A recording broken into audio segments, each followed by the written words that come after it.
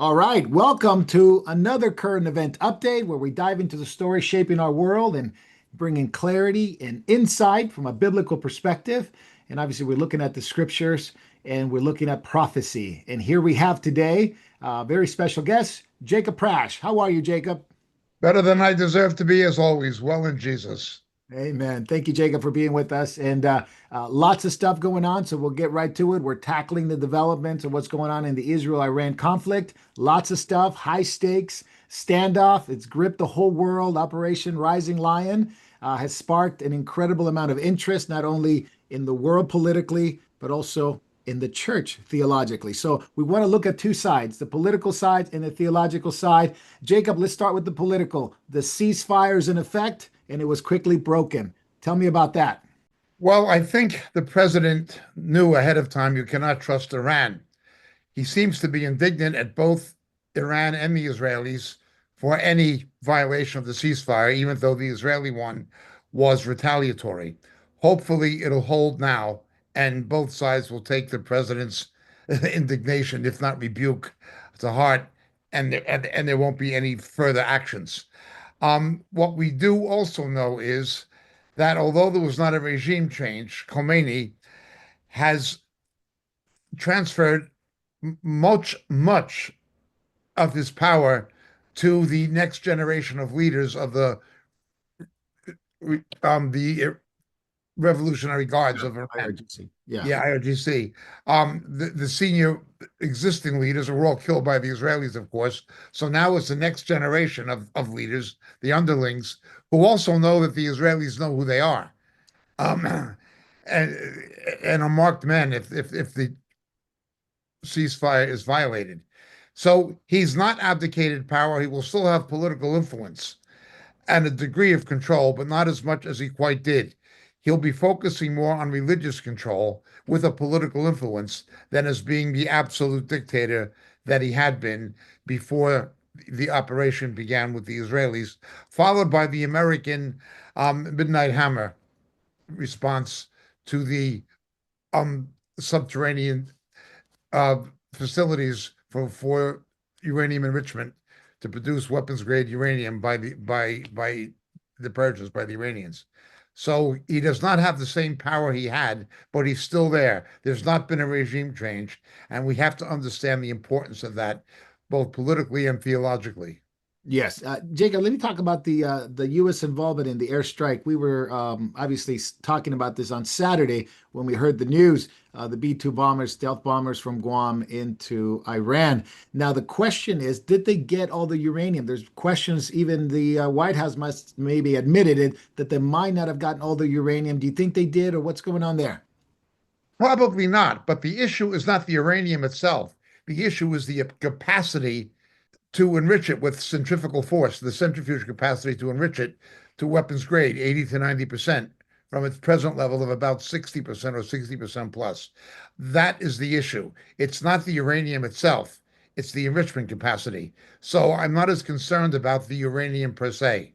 Do you think that would bring Trump into a situation here domestically where now they're calling for that he violated the rules, I guess the rules of a president according to the Constitution, Article Section 8, regarding his powers? Or what's going on there? Because there have been a lot of calls for, not only impeachment, but, dragging us into war, violating the law and not approving from Congress. As always, the Democratic Party, which has gone so far to the left, and even the so-called former centrists must placate the left, are trying to capitalize on it politically or save face politically. The Democratic Party is embarrassed. Both Barack Obama and Joe Biden pursued this JCPOA agreement with the Iranians that was toothless, that didn't have inspections, international inspections, without a month's notice, that would have allowed them to attain weapons grade fissionable material by 2030. And they gave them tens of billions of dollars in unfrozen funds, plus pallets of money illegally, secretly, for which there's been no accountability by both Obama and Biden. Um, that is an outrage. The Americans funded Under Biden and Obama, the Americans funded this nuclear development. Their plan to bribe the Iranians to stop it was just a replay of the foolishness and naivety of Jimmy Carter with the North Koreans, giving them aid to get them to stop doing something. Well, they just took the money and the aid and continued doing it. The Iranians were the same. It's just the typical stupidity and incompetence of liberal political leadership. That's what has happened. But there is an embarrassment now to the Democratic Party because what Obama failed to do, despite giving them billions of dollars and funding their terror indirectly, and what Biden failed to do, Trump has managed to do in one fell swoop. And he did it without boots on the ground. He did it with one surgical strike. He just did it once and he did it very quickly and successfully. He's neutralized their capacity to develop nuclear weapons, certainly in the near to medium, if not longer term. So they're first of all embarrassed. Secondly, their party is also somewhat divided. You have Mr. Fetterman, who agrees with what Mr. Trump did, and he even wanted Mr. Trump to go further and bring about regime change or to kill Khomeini.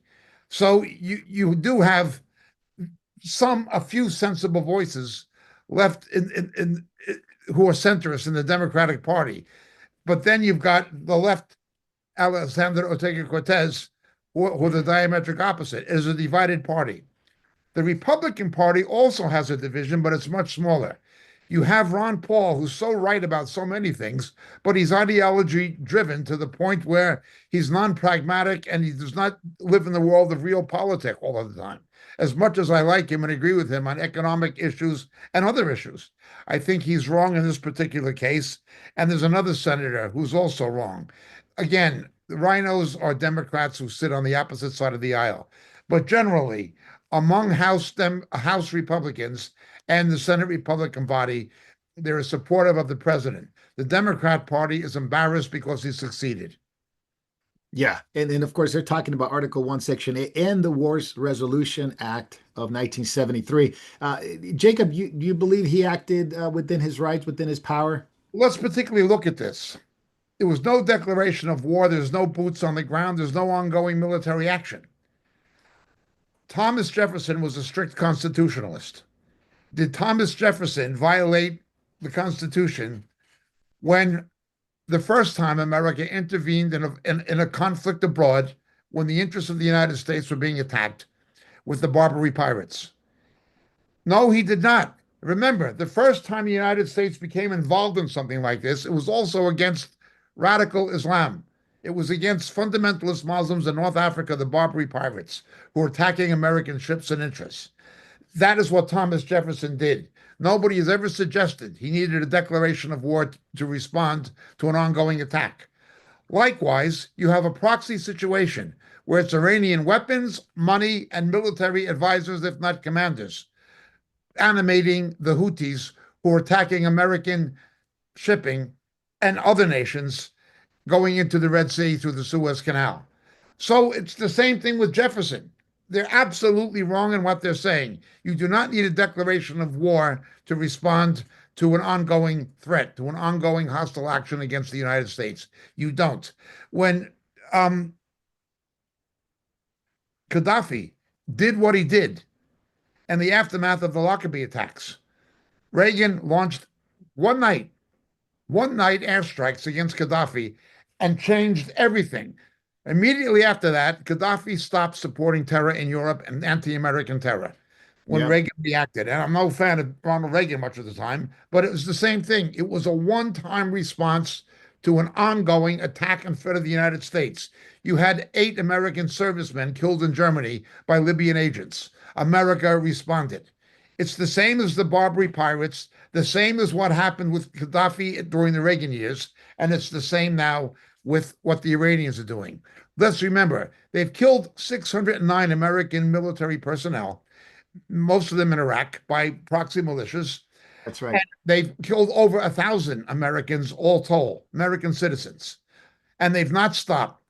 At the very time this was going on, they continued to animate their proxies, the Houthis, to attack American targets. It was a perfectly justified attack, as was taking out Soleimani. The Democrats are grasping at straws. they're taking the Constitution out of the context of what it says. No, there's no declaration of war. Now, I understand what Lyndon Johnson did. That was an unconstitutional war. And I Yeah, understand the war powers limitations are necessary to stop what Johnson got America into again. I that's right. fully understand that. But a surgical strike or a given response to an ongoing attack against the United States does not require congressional action. He did certainly inform the Senate Majority Leader, Mr. Thune, almost certainly, and he absolutely publicly disclosed, informed certain House leaders as well, especially the Speaker of the House, Mr. Johnson. He told them it was not like there was no congressional notification, but there was not a session of Congress to tell Iran what you're going to do in 48 hours. Yeah, That is how stupid the Democrats are. You have to have a vote in Congress to let the enemy know what you're planning to do. That is how stupid the Democrats are. But that kind of stupidity, unfortunately, did not have its way, and God forbid they should ever get control of the Congress again. It would have been a disaster. Can you imagine the disaster if Kamala Harris had been president? Iran would be well on its way to having a nuclear weapon the week after next. And this would have been a total mess up. Nothing would have happened. She would have tried to bribe them. She would have played the Jimmy Carter, Barack Obama, Joe Biden politics of trying to be nice to them and give them money, try to pay them to be your friend when they hate you, when they take the money and continue on the same path. This is the stupidity of Harris and of Biden and Obama, but it goes back to Jimmy Carter. The same kind of nonsense. You cannot play that way with people who have an inimical ideology. And in Iran, it is driven by fundamentalist Shia Islam. Jacob, I wanted to ask you real quick before we move on to the theological side. Of course, there's Thomas Massey, Marjorie Taylor Greene, Tim Burchett, Senator Paul that you mentioned, Warren Davidson. Some of these MAGA supporters and some of the libertarians are trying to, break from that idea that Trump is, pretty much acting on his own, and they want to break away from him. Do you think there's going to be this rift within the party? Not majorly, because they realize their own political future is tied to his successes. Secondly, they don't want to empower the Democrats. But Mm. the aforementioned, including Marjorie Taylor Greene, who says a lot of good things, I often agree Yes. with them. Yes. You know, they are ideologically driven. Now we're all ideologically driven, but not to the point where common sense is is rejected, is thrown out the window. If someone held to ideology radically, if Thomas Jefferson radically held to ideology, there would have been no Louisiana Purchase for 12 cents an acre. America's size would not have more than doubled by Thomas Jefferson making the federal government the biggest holder of land with the Louisiana Purchase. The deal was on the table. Napoleon needed money. The land was there. It doubled the size of the United States. Yeah. Then there was a Clark expedition. Now, that was ideologically contrary to Jeffersonian fundamentalism or Jeffersonian constitutionalism. But you have to use common sense. Yeah. You I have to, think you know, I have the idea that uh, women should only have female psychiatrists and men should only have male psychiatrists, because the smartest man in the world, apart from Jesus, cannot understand the female mind beyond a certain point, and the smartest woman in the world cannot understand the male mind beyond a certain point. I think that's a general principle. Okay. But if somebody's going to jump off a roof or commit suicide, you get the nearest shrink to try to talk them out of it. You cannot be driven by ideology. You have to subordinate the ideology, ideological ideal in terms of practical praxis in emergency situations. That's just the way it is. I have the idea that men don't have babies and women don't have prostates. Therefore, GU specialists medically should be male to relate to the patient, and obstetrician should be female. But if a woman goes into labor on an elevator, you've got to put that to the side and deal with the situation at hand. And I don't think that Taylor Greene grasps that, and either does the other aforementioned members of the Republican caucus. Ideologically, I agree with them in principle, but in praxis, emergency situations, crisis situations, the rule book has to go out the window. Yeah, I think perhaps they don't think this much of a threat. I mean, they've always been isolationists and non-interventionists within the government. Yes. We've had them. There's no difference now, but I think that just voices are saying that you betrayed us, Trump. You betrayed us. You said no new wars, no new Well, wars. And I think, let's go back to the Barbary Pirates, the yeah, first time Islam attacked American interests. That was a long time ago. That was before only Britain and France were global superpowers. That was a long time before the United States was really anything but a second, if not third rate power on the global stage.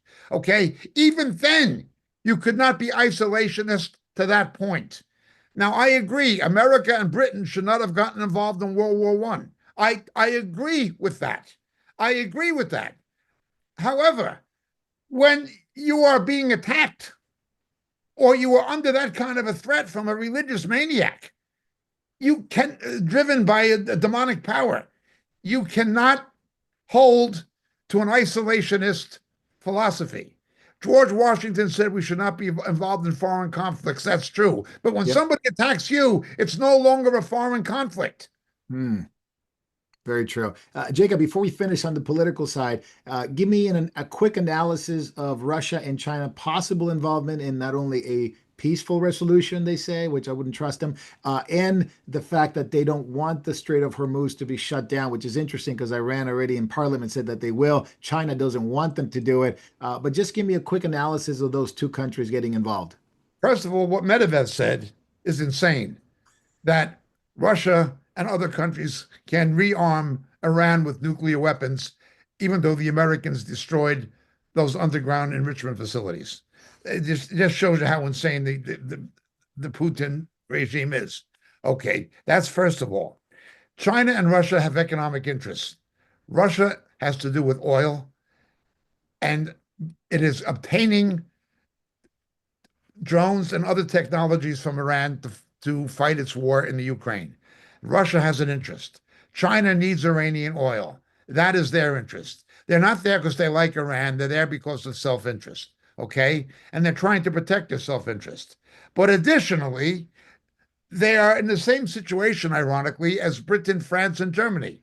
Once more, it is Uncle Sam. Just as Britannia ruled the waves in the age of empire, whether they like it or not, it's the Americans who are the players on the global stage under Donald Trump. They've not receded the way they did under Obama and Biden. They're at the forefront again, dealing with the issue. And it sidelines them and it makes them look like impotent powers. It challenges their position and illusion of prowess in the eyes of their own people. So they have to try to exert themselves on the global stage. That is the other thing. They're concerned about their own image and they're concerned about, frankly, oil and arms exports. That is what it is about. They do not want the Straits of Hormuz closed, obviously, because how's China going to get the oil?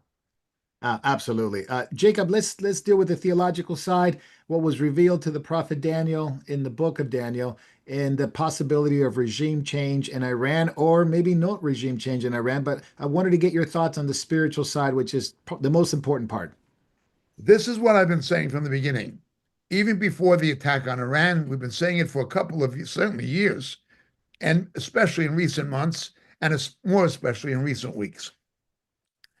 Before the 12-day war, as it's being called, before Operation Midnight Hammer, before any of that, we kept telling people on Catching Up with Jacob and on our other webcasts on RTN as well that we have to look at this in light of Daniel chapter 10. Isaiah makes it clear that the Jews are only regathered to their land twice. The first time after the Babylonian captivity, this is the second time. It only happens twice. And Iran would come under the control of a demonic principality, a powerful demonic principality that would be used by Satan to try to destroy Israel and the Jews to prevent the return of Christ. There's a spiritual battle, and the angel Michael actually becomes involved. And what we see transpiring strategically, the military conflicts, the political conflicts, the economic conflicts, are only a reflection of the spiritual conflict, these angelic wars. We have to understand the political scenario in light of what is happening spiritually. Just like Moses holding his hands up and the Israelites began to win when he put his hands down, they began to lose. It's just like that. It is a spiritual battle that has temporal expression and repercussion, but the battle is chiefly spiritual, demanding prayer, demanding fasting, demanding a lot of things. But first of all, demanding an awareness of what the Word of God says. What was this principality in? So for those who don't know, The this is Prince of Daniel Persia, chapter the 10. Prince of Yeah, Persia was preventing Daniel from getting the message. That's how powerful. And another angel was fighting against him, and it required Michael, the most powerful of the righteous angels, to throw back this power over Persia. There is a very powerful demonic power over Persia.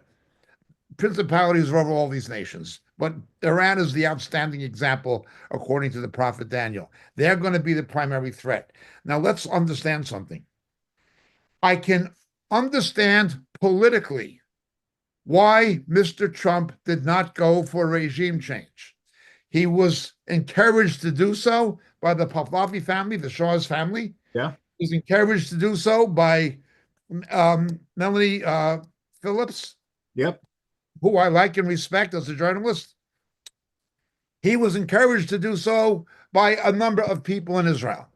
I understand why they wanted this to go. They are absolutely right in what they say, that if there is not a regime change, the problem is going to come back. Well, the problem will come back because Daniel 10 said so. Why do I defend Mr. Trump for not bringing about the regime change or saying it's up to the Iranians to do that, not us to go in and oppose it? I've recounted several times the naive foolishness of the Bush administration with regime change. You get involved in these imbroglios with boots on the ground trying to bring about a regime change as they did in Iraq. It doesn't happen. When regime change did happen successfully, what General MacArthur did with Japan, he demythologized Shintoism, the ancestral worship and the deification of the emperor. He made Hirohito come to him publicly, go on the radio, and say he's not a god. You have to demythologize the false religious power on back of it. Remember, Japan was also Imperial Japan and its warlords drawing on the medieval shogun mentality of Japan. That is what came to play in the Second World War. It was the same thing. It came from Shintoism and the shogun philosophy. That was Japan. MacArthur demythologized the religious basis of it and then democratized Japan, made it a parliamentary democracy with the Western model of economy and so forth. Unless you are willing to demythologize Islam, particularly fundamentalist Islam, both Sunni and Shia, unless you're willing to do that, you're not going to bring about a real regime change. You get rid of these dictators, and if you give them a democratic right to vote, you see what happens. They're going to vote for a fundamentalist. They're going to vote for another radical. If this guy goes in Iran, the people who taking his place will most likely not be westernized moderates. It could be the communists. In Iran, they call mechs or something of this nature. Yeah, it's the Mujahideen, basically. The Yeah, Mujahideen. yeah, Yeah. correct, correct. Who had ties to the Syrian and Iraqi Ba'athist Party ideologically. They were basically ideologically communistic. Yeah, they're the MEK. If somebody wants to look it up, MEK, it's MEK, the yes, MEK, yes, acronym. yes. This is the problem. You have to demythologize Islam. Now, Bush could not do that. The Saudi Arabians had his administration in their back pocket during and after September 11th. The Saudi Arabians had the Bush-Cheney administration in their back pocket. He wasn't going to demythologize Islam the way MacArthur demythologized Shintoism. It's impossible. Getting involved in an imbroglio with boots on the ground, I don't blame Mr. Trump one bit. That would have violated the principles of MAGA, of MAGA. That would have made Rand Paul and Marjorie Taylor Greene correct. If he did that, they would have been correct if he went Hmm. that far. But he didn't go that far. He did what had to be done to neutralize the imminent threat or semi-imminent threat of a nuclear armed Iran. That's what he did. Okay. Yet the power of Iran will remain in power. It Hmm. will come back again another day. It has to, according to the prophecies of Daniel 10. I would counsel those Christians, as much as I agree with what Mr. Trump did, it has bought some time. It has been good for America and good for Israel, even good for moderate as Sunni states or relatively moderate Sunni states. Even though I agree with all of that politically, it is only biding time. It is the grace of God causing events to tarry. Now, I believe part of the reason that that is happening, maybe the main reason, is because of the growth of the underground churches in Iran, the numbers of Iranians coming to faith in Jesus. The next step would have been, if Iran didn't stop, would have been to bomb Karg Island and to destroy their oil export industry completely. That didn't happen. We can argue, should that have happened? Should the Israelis have been green lighted to wipe out Karg Island by the Trump administration? That can be argued.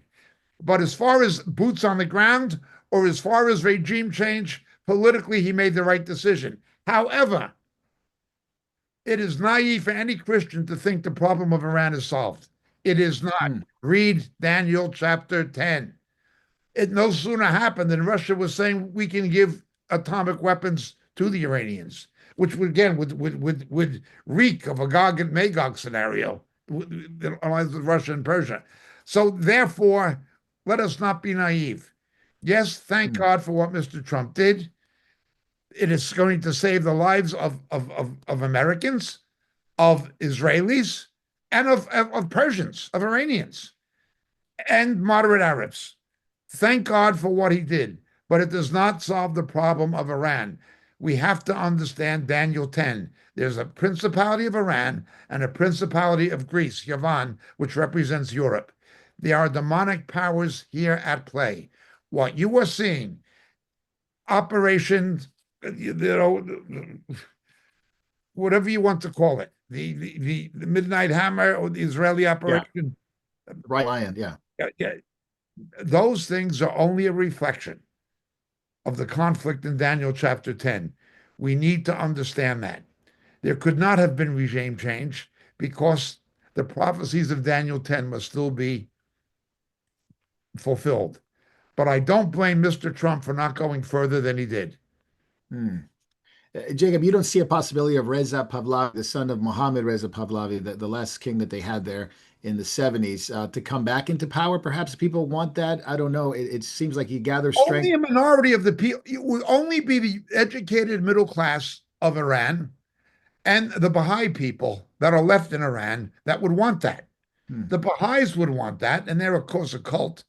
And educated, westernized Iranians would want that, and the diasporic Iranians. There's tons of Iranians in California, Yeah. tons, and a lot of them they're middle to upper middle class. Some of them are quite wealthy and successful, and there are a lot of Persian Jews in Israel and in California who are quite affluent. Many of them, professional business people, but even entrepreneurial senior executives and people of this nature.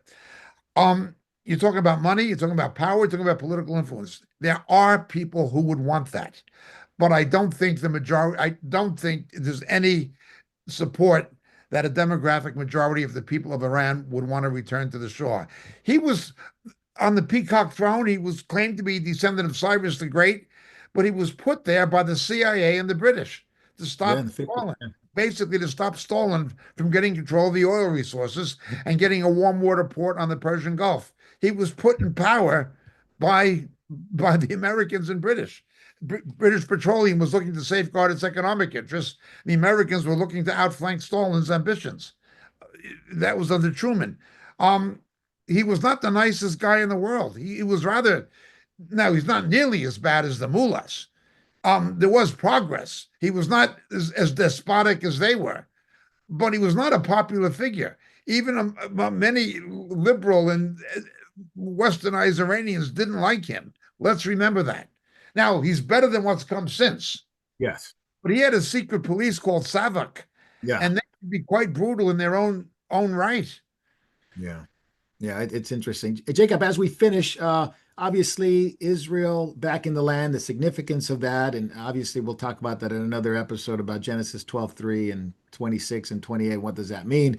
Iran as an opposition force with the Prince of Persia and prophecy.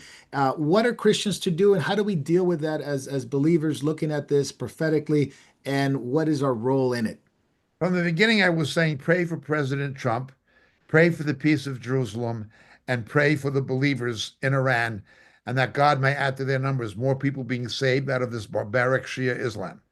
That is the main thing. We need to pray to those ends and pray seriously. We also need not to be naive. We need to have a scriptural perspective of these political events. Understand there's a spiritual conflict. Understand that Iran will remain a threat. It has had there's a temporary hiatus in its ability to constitute a pending threat, but it's still a threat and it's going to be one in the future prophetically. Let us understand that. I do not blame Mr. Trump for not getting rid of him because of the political and military complications of regime change. It wouldn't work. It didn't work in Iraq. It's not going to work. It's not worked anywhere. It's a fool's philosophy. Unless you're willing to do what MacArthur did, forget about it. Unless you do it right like MacArthur did, it's not going to work. So in this, Mr. Trump is holding to his MAGA principles. No boots on the ground, no imbroglios, no long-term involvement, a one-time surgical strike to neutralize the threat, as Mr. Reagan did. And again, I have my criticisms of the Reagan regime of administration, but as Mr. Reagan did with Gaddafi, a one-time event. It's what Thomas Jefferson did with the Islamic Barbary pirates. A one-time action, entirely constitutional, not violating the War Powers Act. And the stupidity of Democrats wanting to impeach him and say he violated the Constitution, the idiocy of Bernie Sanders, and the compound idiocy of what Alexandria Ortega-Cortez is saying about impeachment. This is absurd. What do you got to have a congressional session to let the Iranians know what you're planning to do? This is madness. But this is what these people are. Yeah. Thank you, They just Jacob. don't care.